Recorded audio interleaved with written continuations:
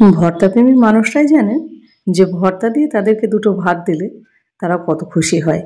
মাছ মাংসের কিছুই দরকার হবে না, পাতে যদি থাকে এইরকম একটা সুস্বাদু ভর্তা, এতটাই খেতে ভালো হয় যে আপনার একবার খেয়ে মন ভরবে না, বারবার খেতে ইচ্ছা করবে।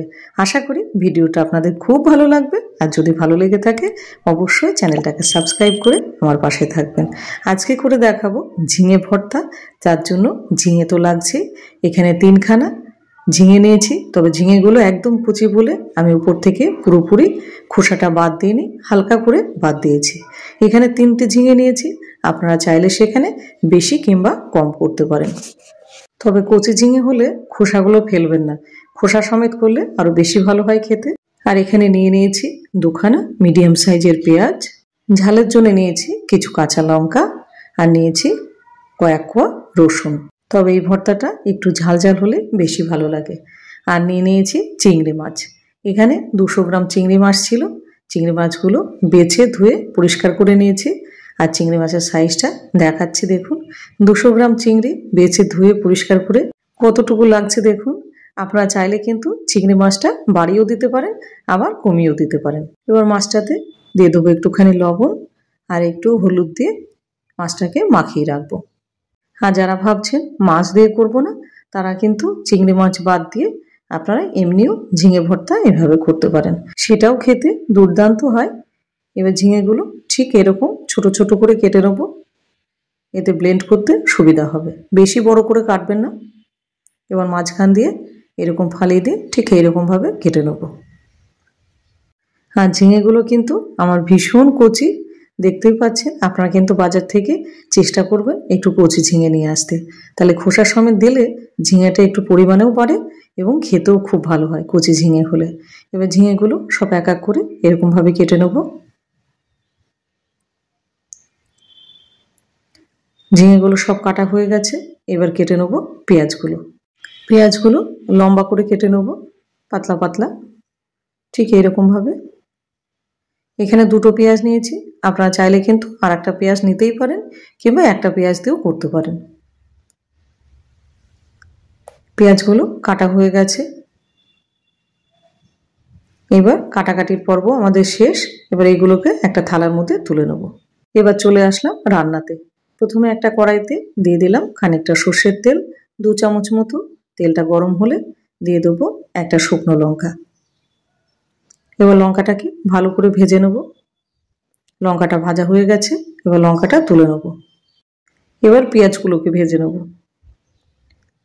গ্যাসের ফ্লেম রেখেছি লো টু মিডিয়াম।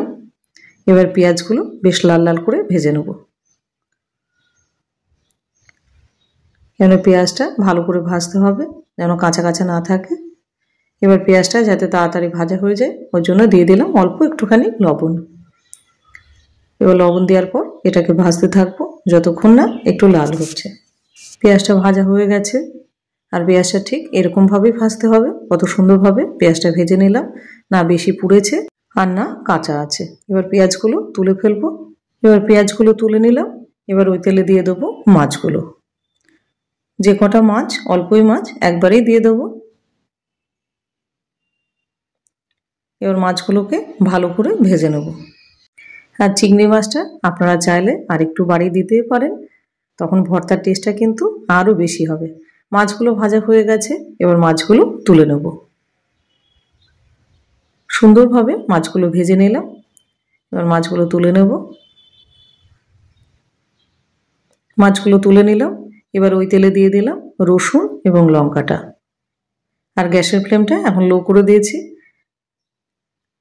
রসুন লঙ্কাটা দেওয়ার পরে 2-1 মিনিট ভাজার পরে এবার দিয়ে দেবো কেটে রাখা ঝিঙেগুলো। রসুন অত লাল করে না ভাজলেও চলবে। এবার ঝিঙেগুলো দেওয়ার পরে গ্যাসের ফ্লেম আবার একটুখানি বাড়িয়ে দেবো, লো টু মিডিয়াম রেখে। এবার এগুলো ভেজে নেব যাতে তাড়াতাড়ি কুক হয়ে যায়, ওই জন্য দিয়ে দিলাম 1/2 চামচ মতো লবণ। লবণ দেওয়ার পরে এবার এটাকে খানিকক্ষণ নাড়াচাড়া করে এবার ঢাকা দিতে হবে মোটামুটি 7 থেকে 8 মিনিটের জন্য। 8 মিনিট পর ফিরে আসলাম। ঝিঙেগুলো একদম নরম হয়ে গেছে আর ভালোভাবে ভাজাও হয়ে গেছে। দেখতেই পাচ্ছেন নিচে কিন্তু একটু জল নেই, জলটা পুরো শুকিয়ে নিয়েছি। এবং ঝিঙেগুলো ঠিক এরকম ভাজা ভাজা করে নিতে হবে নেড়ে চেড়ে। এবার ঝিঙেগুলো ভাজা হয়ে গেছে, এবার এটা একটা অন্য পাত্রে ঢেলে নেব। এবার ঢেলে দেওয়ার পরে এটা একটুখানি ছড়িয়ে দেবো যাতে ঠান্ডা হয়ে যায় তাড়াতাড়ি। ঝিঙেগুলো ঠান্ডা হয়ে গেছে, এবার এটা ব্লেন্ড করে নিতে হবে। তার জন্য নিয়ে নিলাম একটা মিক্সিং জার। এবার ভাজা ঝিঙেগুলোকে সব ঢেলে দিলাম। এখানে আমি কিন্তু পেঁয়াজ ভাজাটা দেব না এখন।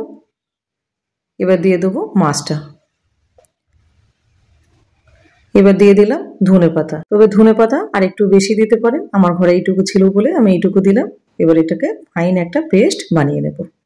আর পেস্টটা কতখানি স্মুথ হয়েছে সেটা একবার দেখিয়ে দিচ্ছি। তবে ধনেপাতা বেশি দিলে কিন্তু এটা খেতে আরও বেশি ভালো হয়। এবার আমার ঘরে ছিল না, ওইটুকুই ছিল ধনেপাতা। এবার ঠিক এইরকম একটা স্মুথ পেস্ট এবার বানিয়ে নিলাম। এবার চলে যাই রান্নাতে। এবার কড়াইতে দিয়ে দিলাম 2 চামচ মতো সর্ষের তেল। এবার তেলটা ভালো করে গরম হলে দিয়ে দেবো 1/2 চামচ কালো জিরে। এবার কালো জিরেটাকে দিয়ে এবার এটাকে ভালো করে ভেজে নিতে হবে। যখন দেখবো কালো জিরে দিয়ে সুন্দর একটা গন্ধ বেরোচ্ছে, তখন দিয়ে দেবো বেটে রাখা ঝিঙের পেস্টটা। বাটির গায়ে অনেকটা লেগে আছে, এবার একটা চামচ দিয়ে এভাবে একটুখানি ছাড়িয়ে দিলাম। এই জিনিস কি আর নষ্ট করা যায় বলুন তো দেখি। এবার গ্যাসের ফ্লেম লো টু মিডিয়াম রেখে এবার এটাকে নাড়তে থাকবো। আর এটা কিন্তু বারে বারে নাড়তে হবে, না হলে কিন্তু নিচে লেগে যাওয়ার ভয়টা থাকে। এটা পুড়ে গেলে কিংবা নিচে লেগে গেলে কিন্তু তরকারির স্বাদটা একেবারেই গেল। খানিকক্ষণ নাড়াচাড়া করার পরে এবার দিয়ে দেবো 1/2 চামচ মতো লবণ। লবণ যেহেতু ভাজার সময় আগে দিয়েছি, ওই জন্য আর বেশি দেবো না। এবার অল্প একটুখানি হলুদ দিলাম, জাস্ট 1 চিমটি দেওয়ার পরে এবার এটাকে ভালো করে আর একটুখানি নাড়াচাড়া দিয়ে নেবো। এখনো কিন্তু শুকায়নি। এবার এটা যত বেশি শুকাবে ভর্তার টেস্ট তত ভালো হবে। ভর্তার স্বাদ হয় তার উপরে কতখানি আপনি ভর্তাটাকে কষিয়ে নিচ্ছেন। দিয়ে দিলাম 1/2 চামচ মতো কাশ্মীরি লাল লঙ্কার গুঁড়ো আর 1/2 চামচ মতো জিরের গুঁড়ো। এবার এই দুটোকে দিয়ে ভালোভাবে এটাকে কষাতে থাকতে হবে। নাড়তে নাড়তে যখন দেখবো একেবারেই শুকিয়ে গেছে, তখন কিন্তু ভর্তার আসল মজা। একই জিনিসের ভর্তা 5 জনের হাতের ভর্তা কিন্তু 5 রকম হয়ে থাকে। এবার কে কতখানি ভালো করে কষাবে তার উপরে। ভর্তাটা অর্ধেক হয়ে গেছে, এবার দিয়ে দেবো 1/2 চামচ মতো চিনি। চিনিটা অপশনাল, আমরা একটুখানি দিয়ে খেতে ভালোবাসি। আপনারা চাইলে সেখানে চিনিটা স্কিপ করতে পারেন, তবে দিলে কিন্তু ভর্তাটা খেতে ভীষণ ভালো লাগে। একটু ঝাল ঝাল, একটু মিষ্টি মিষ্টি। এবার এটা অনেকটাই কমে গেছে, দেখতেই পাচ্ছেন কালারটাও কিন্তু ভর্তার চেঞ্জ হয়ে গেছে। এবারে দিয়ে দেবো ভেজে রাখা পেঁয়াজটা। তবে একটুখানি পেঁয়াজ রেখে দিলাম একটু গার্নিশিংয়ের জন্য। এবার পেঁয়াজটা দেওয়ার পরে এটাকে ভালো করে পেঁয়াজটাকে দিয়ে আর একটুখানি নাড়তে হবে। আর এখন কনস্ট্যান্ট নাড়তে হবে, কেননা ভর্তাটা যেহেতু একেবারেই শুকিয়ে গেছে। এখন কিন্তু একটুখানি ছেড়ে দিলে নিচে লেগে যাবে। আর আপনারা কারা কারা এরকম ঝিঙে ভর্তা খেতে ভালোবাসেন সেটা অবশ্যই জানাবেন। দিয়ে দিলাম 1/2 চামচ মতো সর্ষের তেল। সেই ঝাঁজ ফিরে পেলাম আজ। ভর্তাতে একটুখানি সর্ষের তেল কিন্তু কাঁচা সর্ষের তেল দিতেই হবে, না হলে কিন্তু ভর্তার স্বাদটা ঠিকঠাক আসবে না। এবার এটা নাড়তে নাড়তে দেখতেই পাচ্ছেন একদম আঠালো হয়ে গেছে। এবার জল কিন্তু এখন মোটেই নেই, শুকিয়ে গেছে। এবার দিয়ে দেবো হাফটা লেবুর রস। লেবুর রসটা একেবারে লাস্টে দেবেন। লেবু রসটা দেওয়ার পরে মোটামুটি 1 থেকে 2 মিনিট মতো এটাকে ভালো করে নেড়ে নেবো। এর আগের একটা ভিডিওতে আপনারা অনেকে কমেন্ট করেছেন যে দিদি ভাই আপনি পিতলের কড়াইতে আপনি লেবু দিচ্ছেন, এতে অসুবিধা হবে না? না, এটা অসুবিধা হবে না, আপনি তো এটা সঙ্গে সঙ্গেই নামিয়ে দিচ্ছেন। এবার ভর্তা আমাদের কমপ্লিট।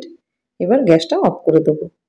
এবার পরিবেশন করে দিন গরম গরম ভাতের সাথে। আর যারা ভর্তা ভালোবাসে তাদেরকে এই ভর্তাটা একবার খাওয়ান। আর যারা ভর্তা ভালোবাসেও না তাদেরকেও একটুখানি পাতে দিন, একটু চাটতে দিন। তারপরে তাদের ফিডব্যাকটা কী আসে সেটা দেখুন। উপর থেকে একটুখানি ভাজা পেঁয়াজ যেটা রেখে দিয়েছিলাম একটু গার্নিশ করে দেবো। এবার শুকনো লঙ্কাটা দিয়ে দিলাম। আর 2-3টি মাছ আমি রেখে দিয়েছিলাম উপরে দেওয়ার জন্য। ব্যাস, তাহলেই রেডি হয়ে গেল সুস্বাদু চিংড়ি মাছ দিয়ে ঝিঙে ভর্তা। এবার দুটো ভাত নিয়ে এবার বসে পড়ুন খানিকটা ভর্তা নিয়ে। ভিডিওটা আপনাদের কেমন লাগলো সেটা অবশ্যই কিন্তু কমেন্ট সেকশানে জানাবেন। যদি ভালো লেগে থাকে তাহলে আপনাদের কাছে অনুরোধ রাখবো চ্যানেলটাকে সাবস্ক্রাইব করে একটা সুন্দর করে একটা কমেন্ট, তার সাথে লাইক, আর ভিডিওটা প্রচুর পরিমাণে শেয়ার করে দিন, যাতে যে ঝিঙে খায় না সেও চারটি ভাত এই ভর্তা দিয়ে মেখে খাবে। আর এইরকম ভালো ভালো ভর্তা কিন্তু আরও আমার চ্যানেলে দেয়া আছে। আমার চ্যানেল ভিজিট করলে সেখানে আপনি দেখতে পাবেন। আর এরকম দুটো ভাত আর এরকম ভর্তা, আহা, মুখে দেওয়ার সাথে সাথে মনে হচ্ছে এটা স্বর্গীয়। তবে আজ আসি, ভালো থাকবেন, সুস্থ থাকবেন, আবার দেখা হবে অন্য কোনো ভিডিওতে।